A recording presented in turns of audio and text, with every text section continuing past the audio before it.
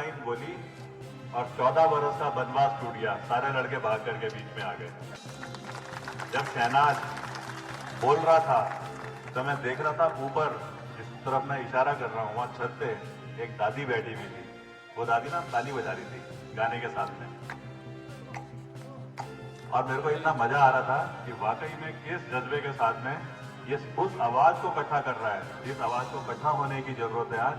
क्योंकि आज 10 तारीख है, आज पहली सुबह है जब ये उत्तराखंड, वो उत्तराखंड जो कोई 21 साल पहले उत्तर प्रदेश से एक बहुत बड़े आंदोलन के बाद में, जिसमें महिलाओं का योगदान, महिलाओं की कुर्बानियां, युवाओं का शहीद होना, शहादतों की गाथा जिस आंदोलन से जोड़ी जाती है, और उसके बाद उत्तर प्रदेश से इसलिए अलग हुआ क्योंकि उस टाइम उत्तराखंड, ये जो पहाड़ है, ये प्लेन के जो इलाके हैं, इस इलाके से जुड़े हुए, उन्हें लगता था कि उत्तर प्रदेश में रहते हुए हमको वो जो मूल सुविधाएं हैं, जो एक समाज के अंदर जरूरतें होती हैं, वो उत्तर प्रदेश नहीं दे पा रहा है।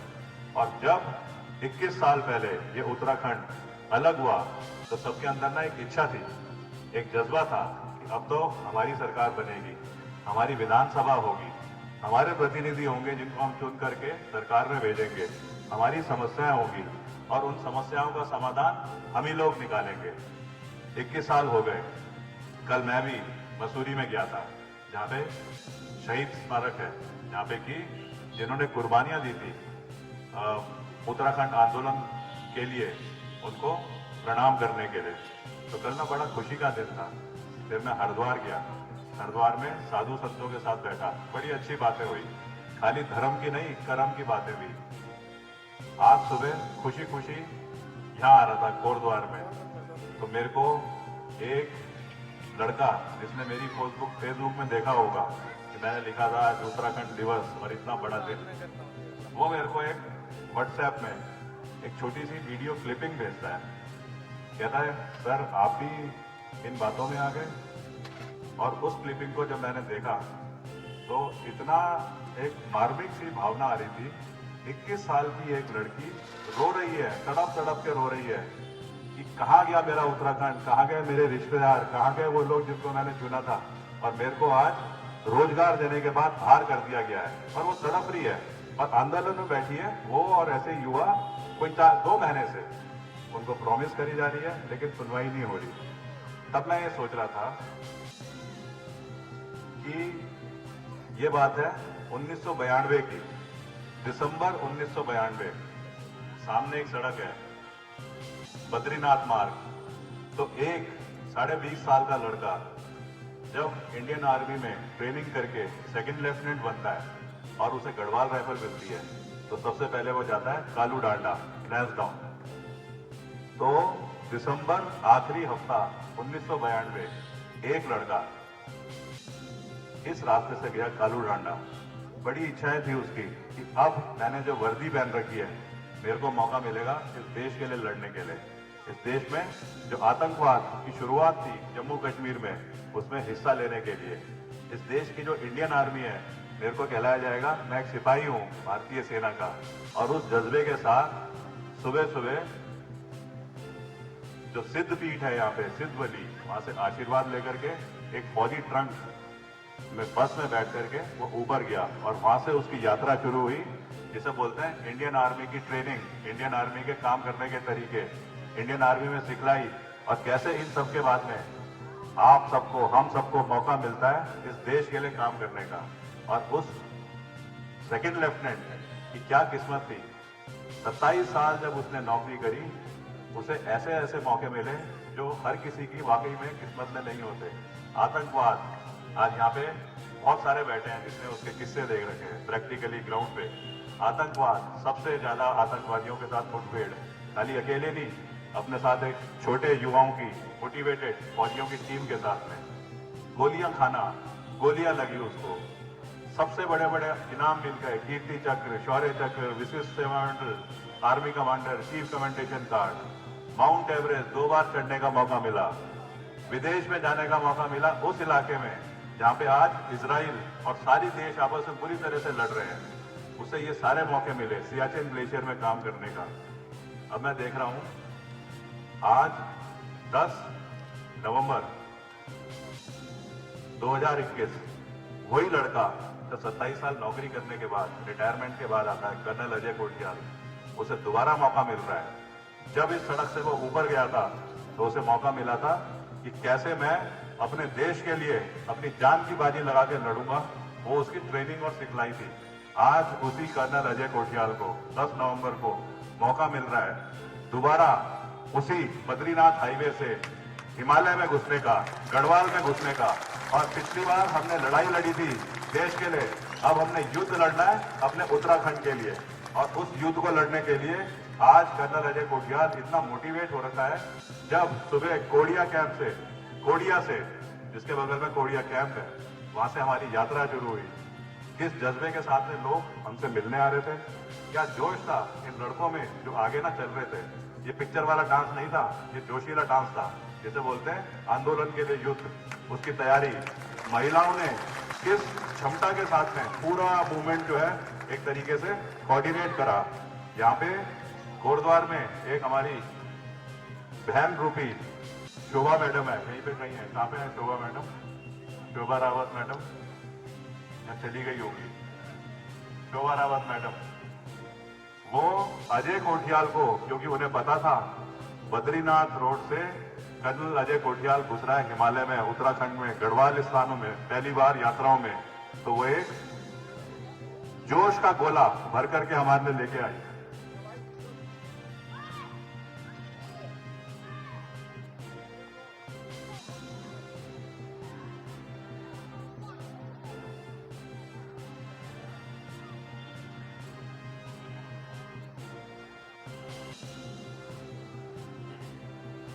जिसको योग के बारे में सबसे ज्यादा जानकारी होती है, वो अगर ऐसा लड्डू बना करके दे और ये लड्डू अगर खाया जाए तो वाकई में हमारी जो गढ़वाल की यात्रा होगी उसकी शुरुआत बहुत तगड़ी होगी।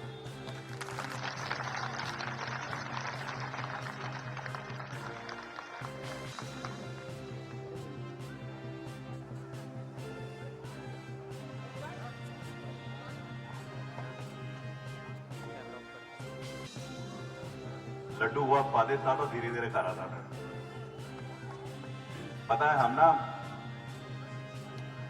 कोई नेता नहीं है और ना हमको नेतागिरी आ सकती है कभी, जो आज की परिभाषा है नेतागिरी की, पॉलिटिक्स की। और मेरे को कई बार बोलते हैं कि क्या तू ये पॉलिटिक्स में आ रखा है, कहाँ तू फिट बैठेगा। और मेरे को पता है आज जिस तरीके की पॉलिटिक्स यहाँ पे चलती है, मैं उसमें कहीं से भी फिट नहीं बैठ सकता। पर मेरे को एक चीज आती है, इंडियन आर्मी में जो मैंने 27-28 साल नौकरी करी, वहां पे नेतागिरी, पॉलिटिक्स, इस शब्द का डिस्कशन बैन होता है। अगर कोई इस पर डिस्कशन करता है तो उसको पनिशमेंट मिलती है। लेकिन मैं एक चीज जरूर सीख के आया हूं इस फौज से, जब सबसे विपरीत परिस्थितियां होती हैं, अचानक सामने से गोली चल सकती है और आपको उस पल पे जब परिस्थितियां सारी विपरीत हैं, आपको फैसला लेना है। और वो फैसला ऐसा होता है कि उसमें थोड़ी सी भी गलती हो जाए तो आपकी तो जान जाएगी जाएगी, लेकिन आपके साथ जो और हैं, आपके जूनियर जो आपके भरोसे पे चल रहे हैं, उनकी भी जान जा सकती है। और वो फैसला लेने का जो तरीका है, वो भारतीय सेना में रह करके मैंने बहुत अच्छे तरीके से सीखा, जिसे बोलते हैं लीडरशिप। और मेरे को पक्का यकीन है जो लीडरशिप की परिभाषा मैं सीख करके आ रहा हूँ इंडियन आर्मी से, वो यहाँ उत्तराखंड में जो नेता बनते हैं उनमें ना बिल्कुल भी नहीं है।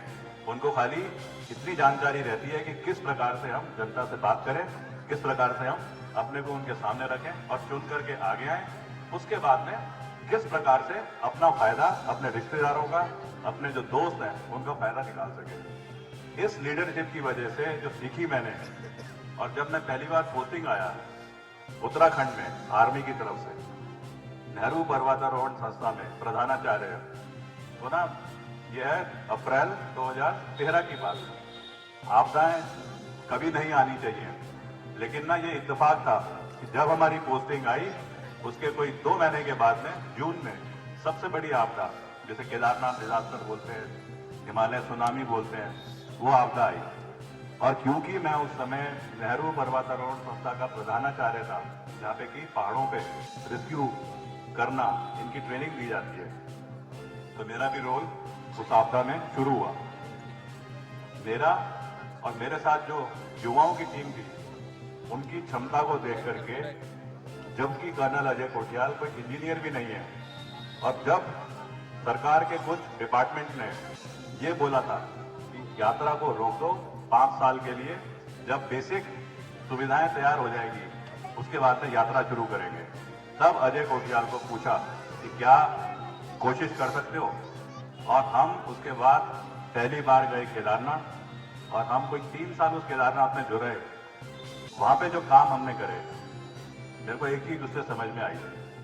केदार बाबा ने मेरे को कोई जादू का डंडा नहीं दिया, लेकिन केदार बाबा ने मेरे को एक चीज सिखाई है कि युवा की ताकत, जैसे ये बैठे हैं लड़के, महिलाओं की शक्ति, ex serviceman, x paramilitary forces, इनका जो एक्सपीरियंस है, इनका जो जज्बा है, अगर आप इन सबको जोड़ो एक साथ और एक सही तरतीब वाली टीम बनाओ, तो ऐसा कोई काम नहीं है इस उत्तराखंड में जो नामुमकिन कहलाया जा सके, या कितनी भी विपरीत परिस्थितियां हो। हम जब केदारनाथ में गए थे, छोटे बच्चे की खोपड़ी मिलती थी सबसे पहले, तो सारी की सारी विपरीत स्थितियां होती थी। उसमें जब काम हो गया और केदारनाथ आज बन गया है, तो जब यह चीज मैंने सीखी कि वाकई में कुछ चीज नामुमकिन नहीं है, तब मेरे को लगा कि अगर ये काम कर्नल अजय कोटियाल, जो शादीशुदा भी नहीं है, जिसकी मां 3 साल पहले गुजर गई है, उसकी इच्छा होती थी कि मेरा लड़का कहीं ना कहीं इतना जब समाज से उसने सीख करके करा है, तो समाज की तरफ जाए। तब मेरे को लगा कि अगर जो काम हम कर सकते हैं अपनी क्षमता से, उसे 100 गुना अगर और करना है, तो वाकई में हमको सरकार में जाना पड़ेगा। और सरकार में जाने का मतलब है पॉलिटिकल पार्टी में जीत करके और सरकार में जाओ और उसके बाद में चीजों को अमल करो। इस बीच मेरे को एक और सिखलाई मिली है, कैसे यहाँ के युवाओं को अगर आप इकट्ठा करो और उनको ना बहुत छोटी सी बेसिक ट्रेनिंग दो, तो उनके अंदर क्या स्ट्रेंथ है, क्या ताकत है उनके अंदर। और वो मेरे को सीखने को मिला जब हमने ये संस्था यूथ फाउंडेशन खड़ी करी, और इसमें से 12-13 हजार लड़के जब इंडियन आर्मी में गए, हमारे खाली अपने ही क्षमता से, तो हम जब सरकार में आएंगे तो ये 12-13 हजार क्या, ये तो 1,20,000, 1,30,000 लोग अलग अलग नौकरियों में जाएंगे। मैं देखता हूं, जैसे आज इन लड़कों को देख रहा था, कि किस प्रकार की हमारे अंदर एनर्जी है। थोड़ा सा उस एनर्जी को चैनलाइज करने की जरूरत है। अब जब ये बात आई कि पॉलिटिक्स में जाना है, तो मेरे को एक और भी चीज समझ में आई, क्योंकि मैं समाज से काफी इंटरेक्ट कर रहा था, लोगों से मिल रहा था, कि वैसे वाली पॉलिटिकल पार्टी भी नहीं हो सकती कि जहां पे ना, जैसे कहते हैं, मेरे को बल्कि सुल्तान साहब बैठे हैं वहां पे, जब मैं सेकंड लेफ्टिनेंट गया था, तो ये मेरे को पीटी के अलग अलग तरीके सिखाते थे। एक तरीका होता था उठक बैठक, हंसी मजाक, खेलते खाते खेलते उठक बैठक करते हैं, और उससे ना शरीर मजबूत होता है, जैसे फौज में ट्रेनिंग कराई जाती है। अगर उठक बैठक अपने शरीर को मजबूत करने के लिए करनी है, तो सुबह भी और शाम को भी दोनों टाइम करनी चाहिए।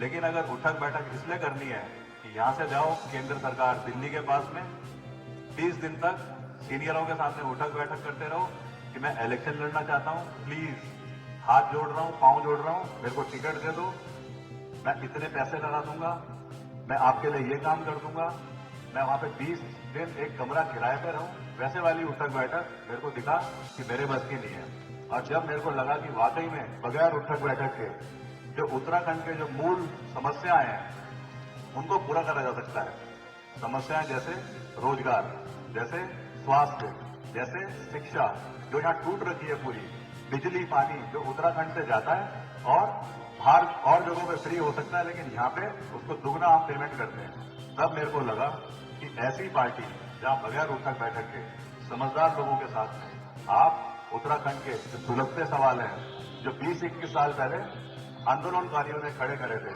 और आज वो कुछ नहीं हो रखा है, उन सवालों को पूरा करने के लिए वो पार्टी जिसने अपने को साबित करा है, आम आदमी पार्टी, मैंने वो पार्टी ज्वाइन करी। और वो पार्टी ज्वाइन करने के बाद में आज हम एक जज्बे के साथ में आगे बढ़ रहे हैं कि किस प्रकार से हम उत्तराखंड के नव निर्माण की परिभाषा हर इंसान को, हर जनता के लोगों को समझाएंगे कि हम वाकई में क्या लेके चलते हैं। अगर हम देखें कहीं पे भी हम जाते हैं, चाहे वो पेट्रोल पंप हो, चाहे बड़े बड़े होर्डिंग हो, उसमें क्या लिखा होता है? राजनीतिक पार्टी क्या लिखती है? मेरे को ये चीज करनी है, तो पार्टी क्या लिखती है उसमें? प्रधानमंत्री जी का धन्यवाद, आपने हमारे उत्तराखंड में ये कर दिया। प्रधानमंत्री जी का धन्यवाद, आपने जो है यहाँ पे कोरोना के इंजेक्शन लगवा दिए। प्रधानमंत्री जी का धन्यवाद, आपने आयुष्मान स्कीम यहाँ पे लगा दी। अगर प्रधानमंत्री जी का ही धन्यवाद करना है तो फिर हमारे चुने हुए जो प्रतिनिधि हैं, क्या वो इतने कमजोर हैं कि वो कुछ अपना सोच भी नहीं बना सकते? क्या वो सोच दिल्ली से आनी चाहिए, केंद्र से आनी चाहिए? मूलभूत सोचें यहाँ की हैं, उसे आगे रखने की हमारी क्षमता ही खत्म हो गई। तो मैं तो इसको ना इस तरीके से लेके चलता हूँ कि पॉलिटिकल पार्टीज बीजेपी और कांग्रेस साफ बता रही है जनता को कि देखो हमारे बस का नहीं है, जो कुछ होगा मोदी जी करेंगे, जो कुछ होगा केंद्र करेंगे। उस चीज को लेकर के आम आदमी पार्टी बड़े अच्छे तरीके से अपने जो काम करने के तरीके हैं, अपने जो मुद्दे हैं, कैसे वो जनता में जाकर के समझा रही है, नॉन पॉलिटिकल है।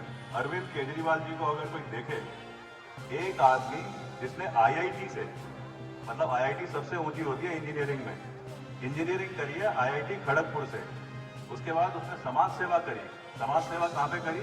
मदर टेरेसा, जिसको कि देवी बोलते हैं, जिसको नोबेल प्राइज मिला है, उसके आश्रम में। उसके बाद सिविल सर्विसेज का आईएएस का एग्जाम निकाला और उसके बाद वो रेवेन्यू सर्विस में नौकरी करने के बाद आज वो पढ़ा लिखा आदमी अकेला, पता नहीं कितनी चीजें झेलने के बाद में, कितने उसके पीछे पड़े, उसने वो पार्टी तैयार करी है जो 2 बार पूरी सत्ता, पूरी अपनी जो जरूरत होती है विधायकों की, उसके साथ में सत्ता में आई और उसने वो मुद्दे साबित करके दिखाए, कामयाब करके दिखाए, जिनकी हमको जरूरत है उत्तराखंड में। हमें लगता है क्या हमारे बच्चों को आईआईटी एग्जाम से पास नहीं करना चाहिए? क्या हमारे बच्चों को आईएएस रेवेन्यू में नहीं जाना चाहिए? क्या हमारे बच्चों को कर्नल अजय कोठियाल नहीं बनना चाहिए? हम सबकी इच्छा होती है और क्योंकि हम सबकी इच्छा है तो इसमें ना आज वो वक्त आ रखा है जो 90-100 दिन बचे हुए हैं। इन 90-100 दिन में हमें जरूर जो भी हमारी सोच है, किसी भी पॉलिटिकल पार्टी की, चाहे बीजेपी की चाहे कांग्रेस की, लेकिन हमें एक बार अच्छे तरीके से सोच करके, समझ कर करके और आम आदमी पार्टी को मौका देना चाहिए। क्योंकि अगर इस बार चेंज नहीं आया तो मैं जरूर समझता हूं एक समझदार इंसान की तरह कि हमेशा के लिए उत्तराखंड जो डूबता हुआ जहाज है वो पूरा का पूरा डूब जाएगा, दोबारा ना वो ठीक नहीं हो सकता। पॉलिटिकल पार्टी की जो सोच है उसे मत बदली करो, लेकिन अगर आज पॉलिटिकल पार्टी अपने को साबित कर रही है कि हम नहीं कर सकते तो जरूर हमें कोशिश करनी चाहिए परिवर्तन लाने की। इसे बोलेंगे उत्तराखंड नव निर्माण। आपको सिंपल सा उदाहरण दूंगा, अब इलेक्शन को 90-100 दिन बचे होंगे। आजकल सब देख रहे हैं क्या खबर है, खबरें क्या चलती है राजनीति में, कौन सी पार्टी से छूट करके दूसरी पार्टी में कौन जा रहा है, कौन दिल्ली के चक्कर मार रहा है, किसकी सेटिंग किस पार्टी से हो रही है। 2 पार्टियां हैं, बीजेपी और कांग्रेस। कांग्रेस के जो आला जो पॉलिटिशियन है यहाँ के, वो चिंतित है, उनके ऊपर दबाव है उनके केंद्र का कि तुम यकीन करो तुम्हारा कोई विधायक या विधायक के जितना काबिल बनने वाला प्रतिनिधि टूट के बीजेपी में न चले जाए। बीजेपी का चल रहा है, उनके अपने आला कमान को आदेश है ऊपर से, तुम्हारे यहां से टूट करके कांग्रेस में नहीं जाना चाहिए। कांग्रेस से टूट के बीजेपी में जा रहे हैं, बीजेपी से टूट के कांग्रेस में जा रहे हैं। और इसलिए क्योंकि अब 5 साल पूरे होने वाले हैं, तो एक विधायक कैसे जनता के पास जाएगा सामने और बोलेगा कि 4.5 साल तो मैं कुछ कर नहीं पाया, तो क्या मेरे को वोट दो? तो वो क्या करेगा?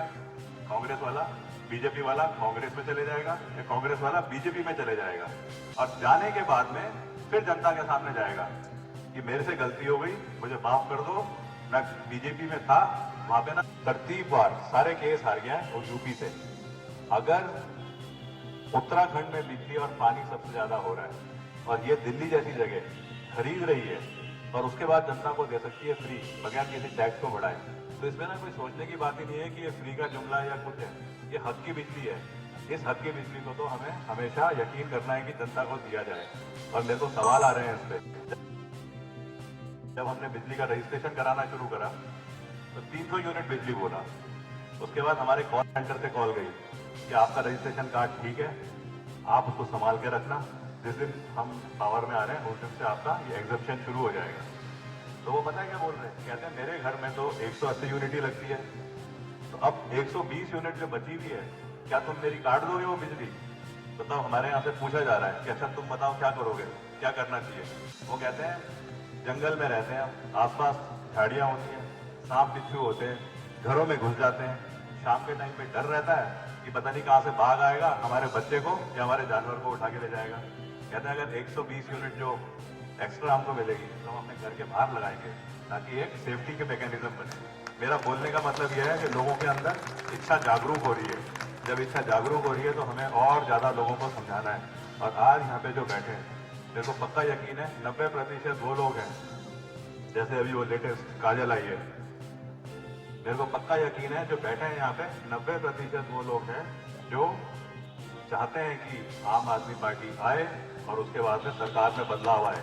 बहुत सारे ऐसे लोग हैं जो घर की मजबूरी, महिलाएं नहीं आ पाती हैं क्योंकि दिन के टाइम पे मेन काम उनका होता है। अभी मैं देख रहा हूँ जो मेरी दीदी, बड़ी छोटी दीदियां जो बैठी हैं यहाँ पे, वो भी बस इंतजार कर रही है कि कैसे खत्म हो, क्योंकि घर का भी काम है और वो छोड़ना भी नहीं चाह रही प्रोग्राम। मतलब दूध की बीच की दुविधा, ऐसे बहुत सारे लोग हैं, हमें उनके बीच में अपनी आवाज को लेकर के जाना है। और पक्का यकीन है कि आम आदमी पार्टी जिस भरोसे से आप लोगों से बात कर रही है और जो आप भरोसा करते हो कर्नल अजय कोटियाल के ऊपर, वो भरोसा ना पक्का बरकरार रहेगा। यकीन करता हूँ इस चीज पे। आज सुबह गया मैं दोबारा सिद्ध बली आशीर्वाद लेकर के आ रहा हूँ। यहाँ पे एक और भी है, कण्वा आश्रम, भारत राजा का जो जन्मभूमि है। देखो क्या इत्तेफाक है, हमारा यूथ फाउंडेशन का कैंप उसी कण्वा आश्रम के अंदर चल रहा है। आज उसमें कितने लड़के हैं जयवीर?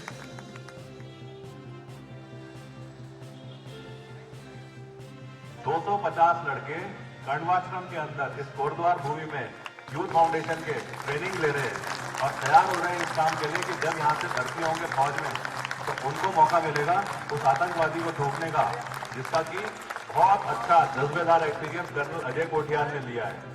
उनको मौका मिलेगा उन इलाकों में घूमने का जहाँ पे आम आदमी को ना, नॉर्मल इंसान को जाने का मौका नहीं मिलता। और अगर ऐसे काम करते हुए वो शहीद हो गए तो उनको मौका मिलेगा वापस देवभूमि उत्तराखंड में आने का, तिरंगा में लिपट करके। ये वो कण्वा आश्रम में ट्रेनिंग हो रही है इंडियन आर्मी के लिए, पैरामिलिट्री फोर्सेस के लिए, और वो युवाओं में से काफी से यहाँ पे भी बैठे हैं और बाकी वहाँ काम कर रहे होंगे। मेरी किस्मत सिद्धबली आश्रम दुआएं, सिद्धबली मंदिर दुआएं, कण्वा आश्रम शाम को जाऊंगा, लड़कों को मोटिवेट करूंगा और उसके बाद इसी सड़क से गढ़वाल का जो असली एंट्री है उस पर आगे बढ़ूंगा। बहुत बहुत धन्यवाद। जय हिंद, जय उत्तराखंड। बहुत बहुत शुक्रिया सर।